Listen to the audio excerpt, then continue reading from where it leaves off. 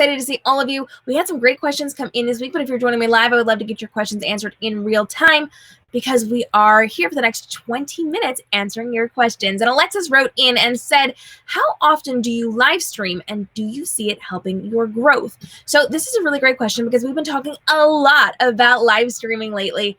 It is our series that we are doing right now for our live stream hacks. You don't want to miss out. Make sure you are hitting the subscribe and notification bell if this is helping you out. And for me personally, I live stream multiple times a day throughout my different businesses. Now, if I break it down into each business, I probably go live 2 or 3 times per week, but at minimum, I am going live at least once a week. And this is spread out between YouTube, between Facebook, and between Instagram. And I will say that more than anything else, the thing that is growing my business is my live streams. And why is this? Well, it's because the algorithm favors live streaming. They actually look for people who are live streaming, who are getting people to come and watch them and interact in real time or on the replay. And the algorithm is then kicking out more of my content because people are acting or interacting with my live streams, which shows the algorithm that I'm doing well. So for me, live streaming is incredibly important because not only does it raise up my algorithm standing, which gets more of my stuff kicked out, but it also develops that trust factor with people. So I am going live on Instagram, on Facebook, and on YouTube in all of my different businesses at least once a week, and that is helping to grow my platform. Think about it this way. When people are deciding whether or not to interact with your content, usually they have some deciding factors. They look at a photo, they can see it and just keep moving. They look at a text post, they can see it and just keep moving. When they look at a video, they can actually see how long the video is and decide if it's going to fit into their schedule. Is 3 minutes too long? Is 7 minutes too long? Is 20 minutes too long? It depends on the content and the person and their schedule for the day. But because they know what that is on a normal video, they can decide now or later. And usually if they say later, they tend to forget about that. But with a live stream, people know that you are there interacting with them in real time. And so oftentimes they will stop and watch what you're doing to see if it's applicable to them. And if it is applicable to them, they are going to stick around. Once they're there and they're invested, pretty much they're not going to leave until the end, even if it's 20 minutes, even if it's 40 minutes, even if it's 2 hours long, they will stick around because they are now invested. The only time people tend to leave is if they decide it's not really for them, or if they decide that they have somewhere else they have to be and they click away.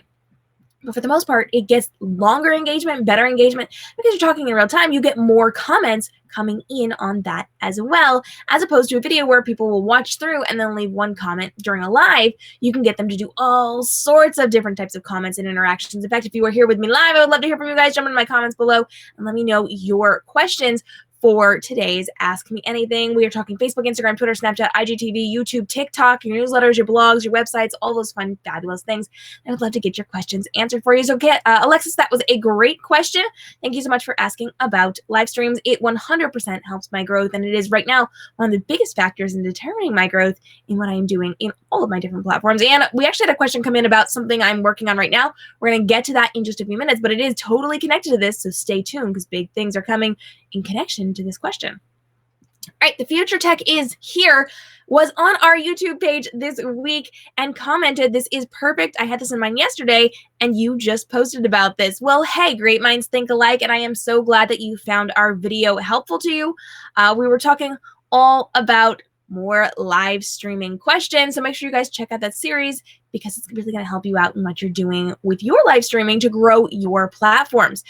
Speaks Life also comment on the same video saying, this makes sense. You also gave me the inspiration to attempt to go live. So we're talking all about how many comments you should be putting up on screen. Should you be putting up comments that people are leaving on your live feed with or without addressing them? We talk all about and break down exactly what you need to know in terms of putting those comments up on screen during your live streams, when you should, when you shouldn't, when it helps, when it doesn't, and when it actually hurts you and your account. All right. Danielle wrote in and said, thoughts on using a link shortening service like Bitly when sharing long links on your social? Okay. So here's the deal with things like this. This is often very helpful because it gives people shorter things to type in. If they are having to type something in manually, that's totally fine. The thing you have to keep in mind is that this is a redirect service. So they're putting it on a subdomain of their website. And sometimes these links can break. So while it's good, while it's very helpful to get people to be able to type in shorter things or to not mess up your words as much, because we know sometimes if we are posting like a long chunk of link. Like oftentimes when we send Facebook links, sometimes those can be really, really long and really messy in your feed. That can definitely mess up your aesthetic, make it a little bit harder. And if people are manually typing it in, like on their phone from Instagram, it definitely makes it harder. However, you have to be aware that on occasion it's going to break. So if you are using a link shortening service like Bitly, you're going to want to make sure you are checking on these links daily. I know, all of a sudden it's a lot of work, right?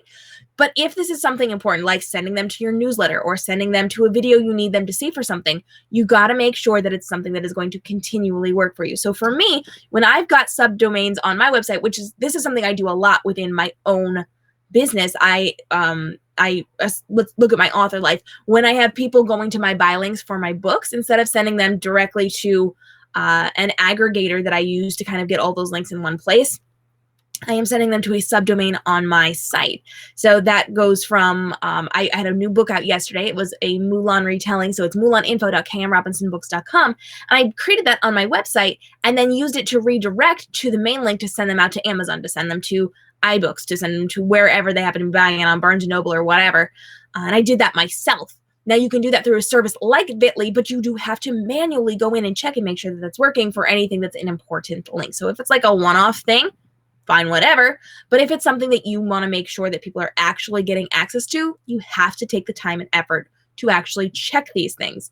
I know it's a pain, but if you're going to be professional about it, it's something you do have to do. So I'm definitely not opposed to using link shortening services. I have done it before. I tend not to do it because I can do it through my own website and save me the hassle of going to another service to do it. But it's definitely something you can use. It helps to look aesthetically pleasing or more aesthetically pleasing, but you do have to check to make sure that nothing is broken along the way. All right, Stephen hung out with us this week and said, this is a really good video, great tips on how to deal with things that can go wrong. We were talking all about fails that happen while live streaming and how to cope with them. Because believe me, I have had a number of live stream fails. In fact, I had one when we started today's episode, had a little bit of tech trouble, and it was a little bit of a problem. And so I talk all about those live streaming fails and how to cope with them and how to prevent them to make sure that your live streams are going smoothly. Stephen, thanks so much for hanging out over on the YouTube page this week. All right, Danielle wrote in and said, when live streaming in a stationary setting, is it best to have your camera on a stand or is it fine to hold it in selfie mode? All right, Danielle, I got a very clear answer on this one. Do not ever, ever, ever handhold your camera when you are filming for any reason. Always have it on a stand, always have it on a tripod. And we actually just dropped a really good video about how you can be propping up your camera, your computer, so that people can see you on eye level on a live stream. So if you guys have not checked out that video, make sure you do.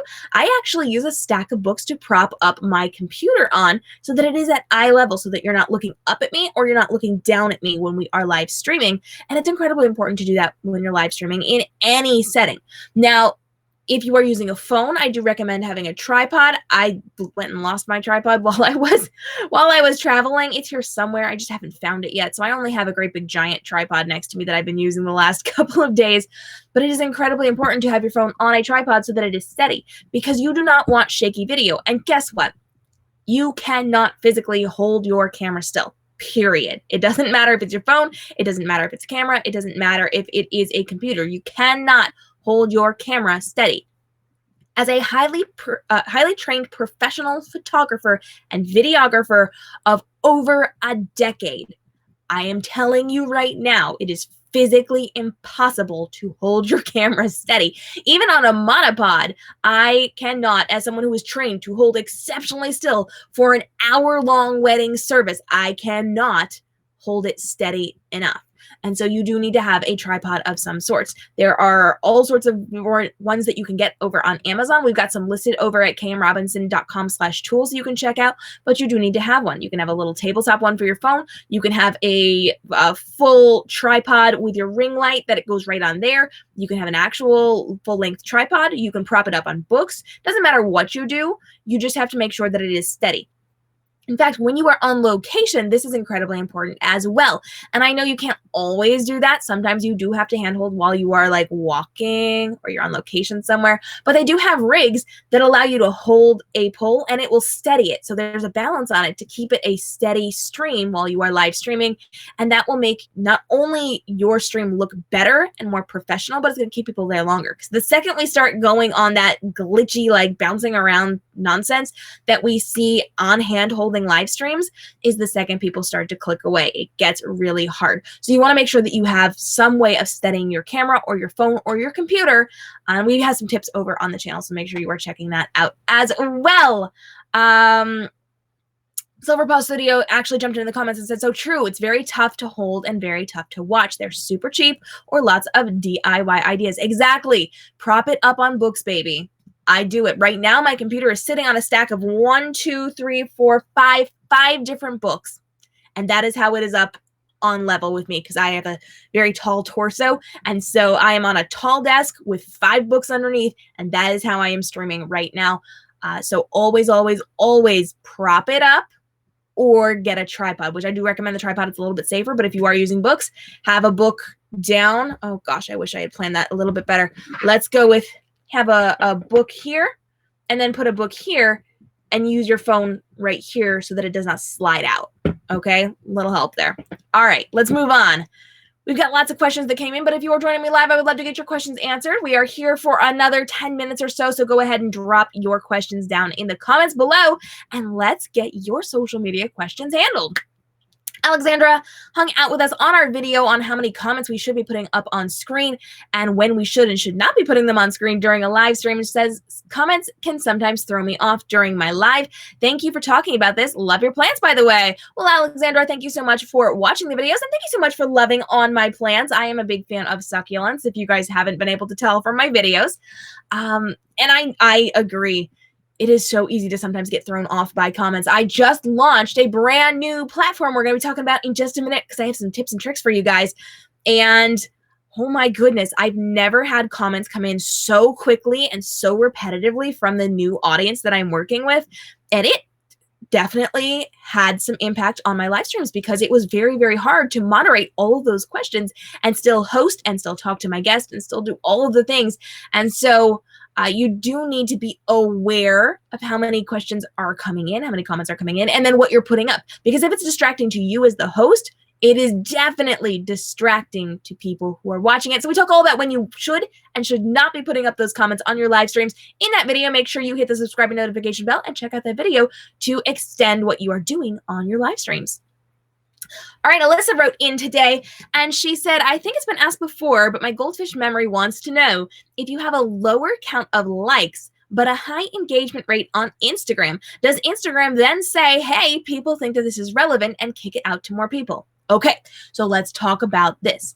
Instagram and all the social media platforms weight interactions differently.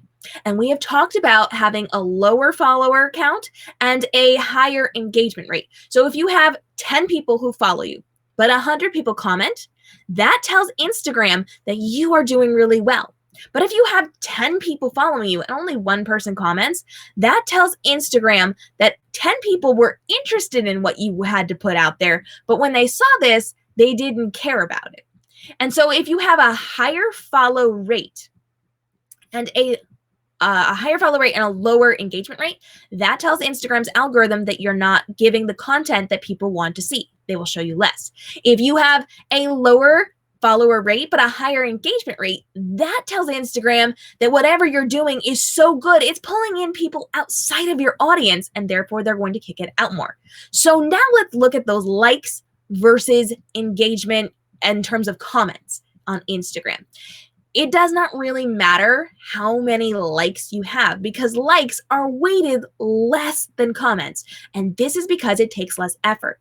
Anybody can click the like button and keep on going. But to leave a comment actually takes a little bit of time. And so inside of this, Instagram weighs comments differently. So if you leave 1 word, 2 words, 3 words, that is very easy to just keep scrolling and potentially could look like a bot. If you're just leaving a bunch of emojis or something that just kind of sounds like a bot, like, hey girl, or oh, that's so funny, or something like that, that is going to be weighed way, way less than a quality comment of 4 or more words and not so much the emojis.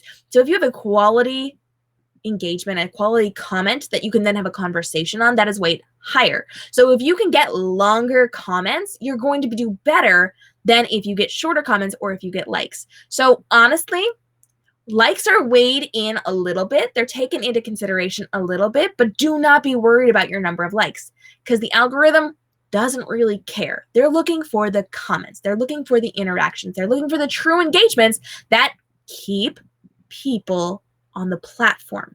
Their entire goal is to keep people on the platform because when people are on the platform, they can be served more ads, which means Instagram makes more money and the people running Instagram ads are then making more money.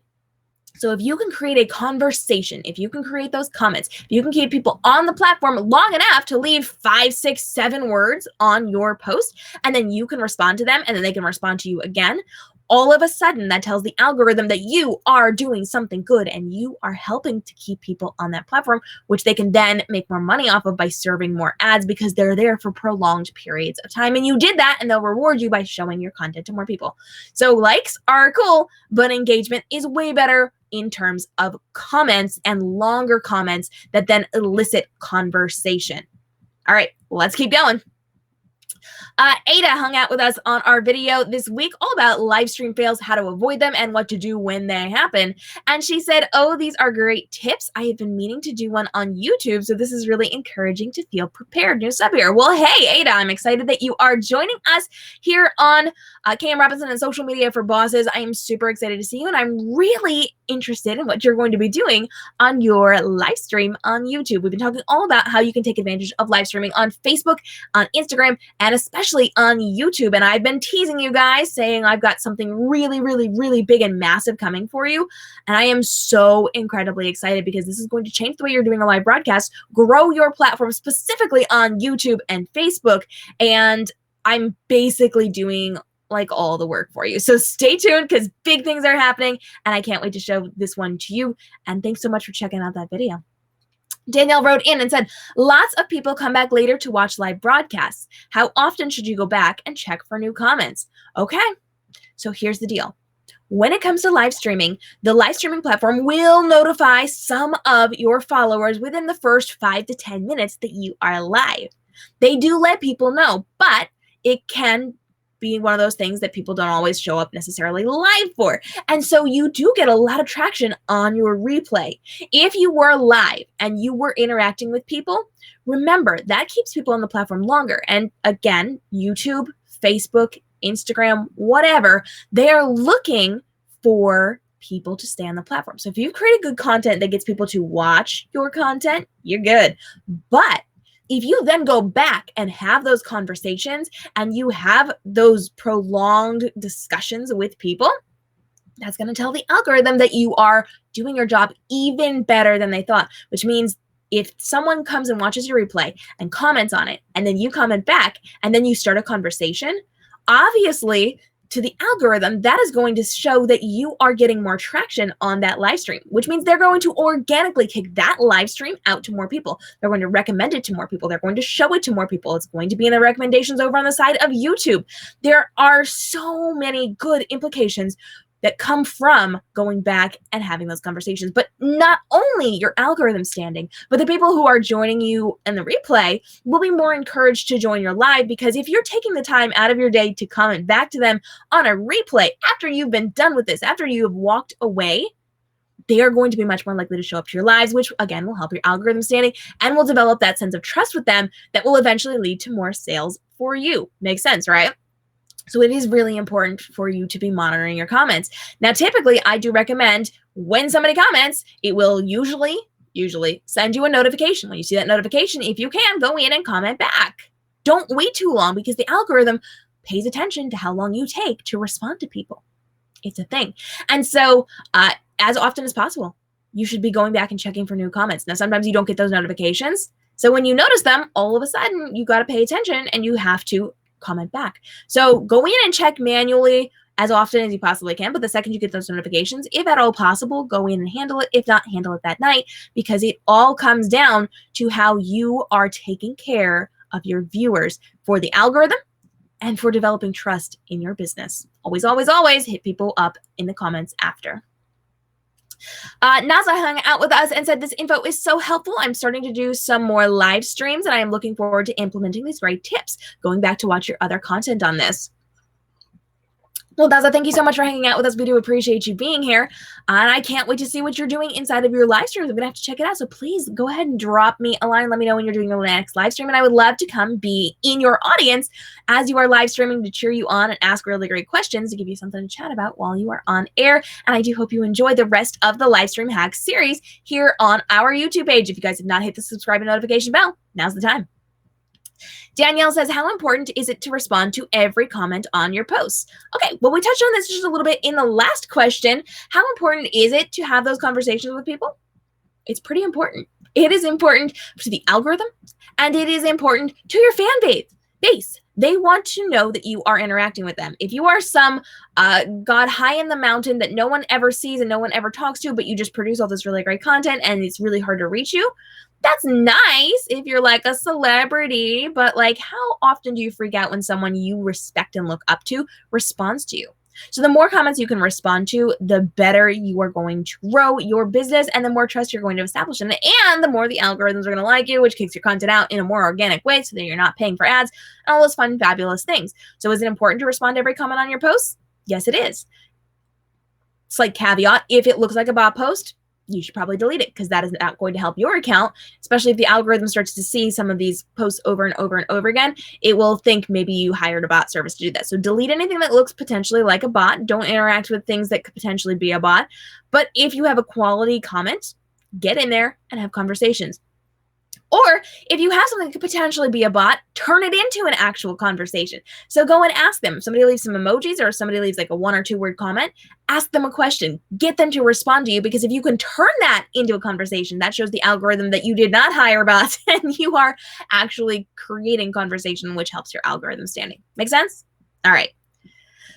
Girls with the Curls is hanging out with us on a weekly basis. Thank you, girl, so much for being here. I appreciate it. And she says, wow, something I never thought about. Your content is always so useful. Thanks. Well, I am glad that you enjoyed my video all about those fantastic live stream fails. Believe me, I have been there. I have done that. I'm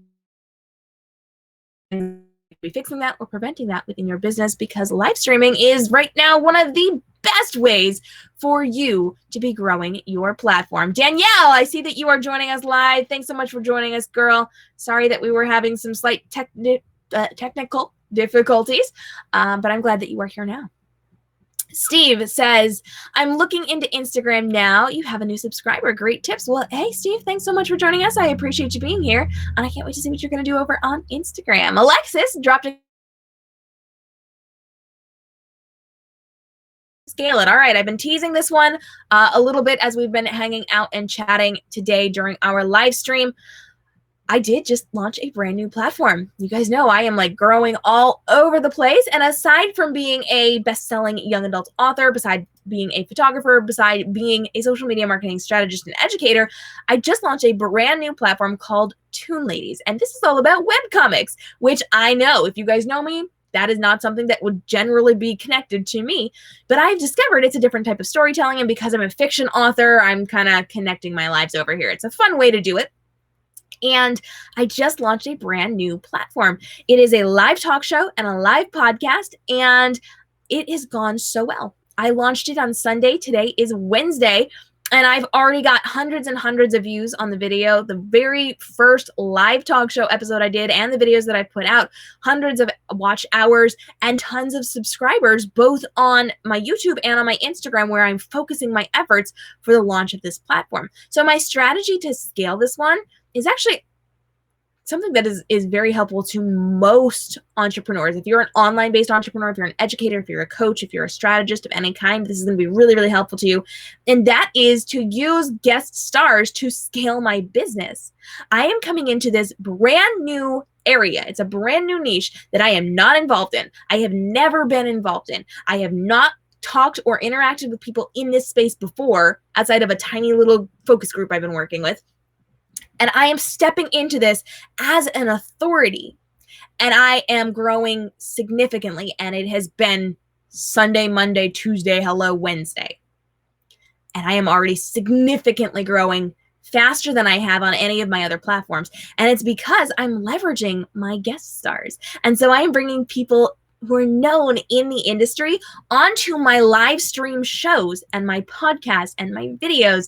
And because I'm doing this, they're bringing in their fan base to me.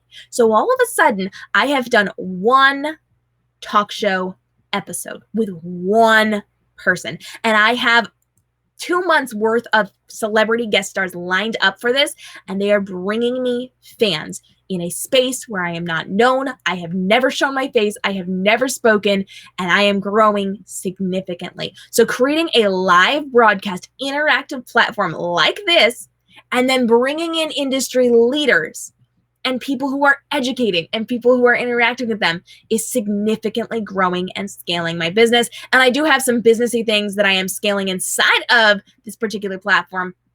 I do have some big audacious goals with this one, given how quickly it is growing. And I'm going to be breaking that down in an upcoming episode of one of the Social Media for Bosses podcasts. So I am paying attention to everything I'm doing, and I'm marking it down, and I am tracking the success of this for you guys. And it is going to be an upcoming podcast episode. So right now, your takeaway from this is get guest stars in the industry, in the niches, in the what area that you want to be working in, who are significant to your clients, and bring them onto your show and leverage what they are doing in their side of the business to grow your business and to help them out and get them in front of your audience as well. All right, let's keep going. Amanda hung out with us and said, wow, these tips are amazing. Well, girl, thanks so much for joining us. I always appreciate seeing you in my comments. Danielle says, what's your favorite platform to go live from and why? Okay, in terms of going live, you're going to get really good engagement on Instagram, but it only lasts for 24 hours, and it's a little bit on the harder side to repurpose because it's vertical video. It's not horizontal video.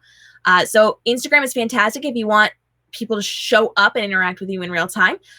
Facebook is live because it has the longevity. It stays there forever, and you do get that social notification. You get a lot of social proof from that one. And it's a really good way to leverage it within your social media marketing strategy. And YouTube is fantastic because it is one of those things that's searchable. It's owned by Google. So anytime somebody Googles something or anytime somebody YouTube searches something, if you are answering their questions, you are going to get shown more and more. So if I was forced to pick, right now I'm focusing my live streaming efforts on YouTube because I'm getting the most benefit from YouTube. That does not mean I am not going live on Facebook and Instagram on a weekly basis, because I am. But my strongest content, the most important content, the content that I'm scheduling and I'm getting guests on for, that is in YouTube. And you guys know I'm on YouTube right now. I have chosen this avenue to do our Ask Me Anythings and our Social Media for Bosses talk show. This is what's working right now. I have built a following on Facebook for one of my other talk shows, so I haven't switched it over to YouTube because my following was built over there first. So it depends on where you build your audience. But if you're just coming into this, starting brand new, and you don't have an audience built yet, I go with YouTube, and then I do supplemental things over on Instagram, followed by Facebook. Oops, we got that one. We're good there. Intrinsic Mind. Sorry, guys. I had to get in there to see what that said. She says, thank you. Awesome content. Love the tips. I'm going to go in and start analyzing. We were talking all about when you should be posting on Instagram and how to find out when you should be posting. In last week's live talk show, we broke that down for you and had a freebie for how to track what you're doing on Instagram to figure out when is the correct time for you to be posting. All right, we talked a lot in this episode. We answered a ton of questions, and I am so excited that each and every one of you joined me for today's live Ask Me Anything. We do go live every single Wednesday, and I don't want you guys to miss out. So hit the subscribe and notification bell, and then start dropping me your questions in the comments of any of my videos. I will start saving them and answering them on the live Ask Me Anythings, or you can join me live and get your questions answered in real time. Tomorrow, we are doing something really cool I think you guys are going to really like. We're talking with Megan O'Brien. She is a social media strategist for the makeup space, the beauty industry, I believe. And she is coming to talk to us all about finding brand ambassadors. So we're breaking down what those are, why you need them, how to work with them, all the good things you need to know when it comes to working with a brand ambassador to get you noticed by more people and their audience. So come join us. It's going to be lots of fun. We're going to be answering questions in real time tomorrow at 3 p.m. Eastern right here on the YouTube page. Hit the subscribe and notification bell so that you do not miss out. And stay tuned because we are doing more in our live stream hack series. And like I said, I got something coming out for you. In fact, let me give you just a little tiny, teeny bit of a hint. Are you ready for this one? I'm just going to tell you the name. Livestream Action Plan. More information is coming on this next week. I'm super excited to launch this, and you guys do not want to miss out on this because I am showing you step by step exactly what you need to do to succeed in amazing live streams. I was gonna say something that I can't reveal yet, but oh my gosh, guys, this is a game changer. If you are considering live streaming, you cannot miss out on this one. It's going to be good. Thanks so much for joining me. I'm KM Robinson, your social media marketing strategist and host for our Ask Me Anythings. I will see you guys again next week for more of our live Ask Me Anythings every single Wednesday. And I will see you tomorrow for our Social Media for Bosses talk show. I'll see you on Sunday for the Social Media for Bosses podcast. And I will see you every Tuesday and Friday for brand new videos right here on the YouTube channel and breaking news. P.S. TikTok just made a big announcement. I'm breaking it to you tomorrow on the talk show. So join me 3 p.m. Eastern. It's going to be lots of fun. Until then, have a great day and stay inspired.